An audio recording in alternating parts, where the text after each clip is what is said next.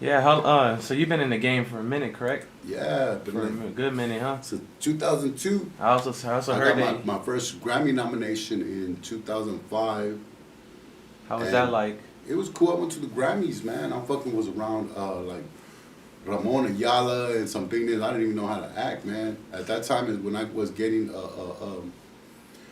upgraded. That's when I left Dope House. I left Dope House to get with WIA, which is a Warner Electra Atlantic, Uh-huh. major record labels. When they first fused together, I was one of their first Latino artists.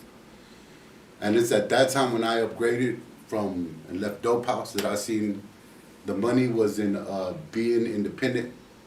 So after I left Dope House, I was with a major record label and I was on the radio and doing stuff. And I don't know, I just seen the more of everything that I owned, the more money I'd be receiving. So I was real quick to get away from anything that had full control over all my fucking finances. Yeah, yeah. So what would you say to the upcoming artists that? Watch what you sign, because at this point right now, I'm still fighting Dope House Records over my publishing. You know, I'm still trying to get those. I was stupid, man.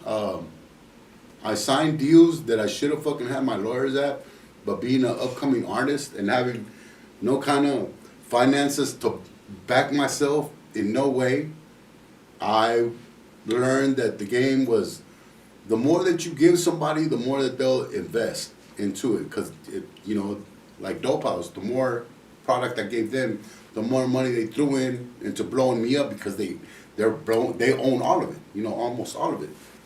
So I said, man, the only way out I see is because I don't have the money to blow myself up. The only way I see is that let them have what they're gonna have, and then once I'm done with it, I'll be blowed up, and I can move forward as an artist and start making my money.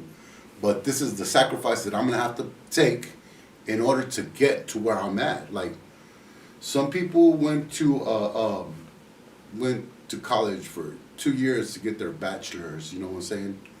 Well, I went through 3 years with Dope House, figuring out how to be the proper rap artist so I could fucking survive and live, you know? Yeah. And once I learned the game, it was different. Yeah. Yeah. So how's Dope House doing now? You still They're good, still man. rocking with Dope House? I fuck with Carlos, you know? Carlos?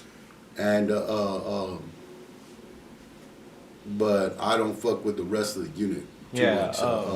I seen that you were on the day of Unity Fest back Yeah, I then. was there.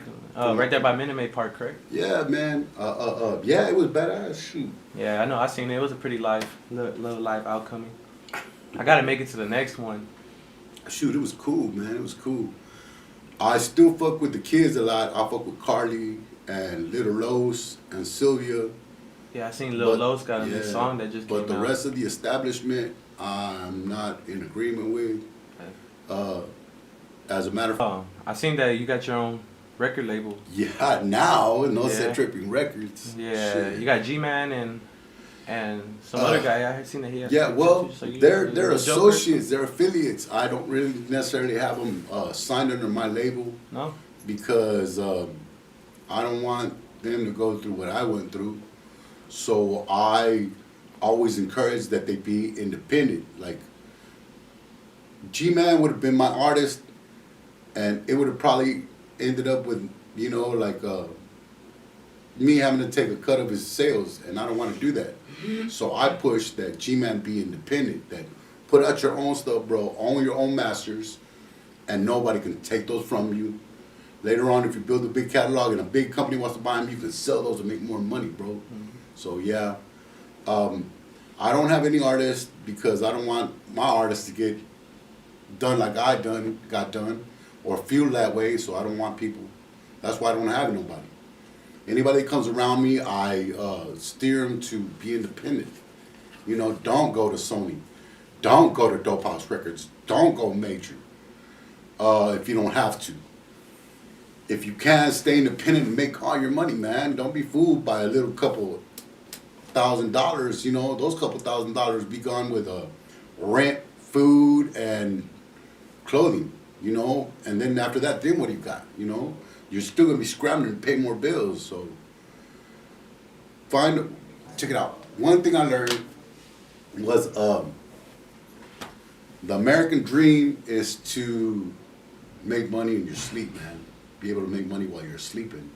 And that can only happen if you're selling a product of like, like let's say music or something that you don't have to be there working physically, make it while you sleep. And in order to do that, maybe